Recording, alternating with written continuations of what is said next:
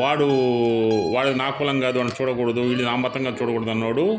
వాడు రోగాల పాలై, అప్పుల పాలై, దిగులు పడి, కుటుంబం అస్తవ్యస్తానికి గురై చనిపోయే ప్రమాదం ఉంటుంది.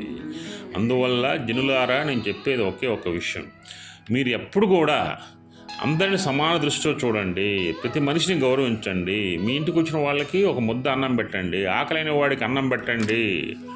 ఆకలి లేని వాడికి పెట్టకూడదు, ఆకలైన వాడికి అన్నం పెట్టాలి, అది గొప్ప విషయం.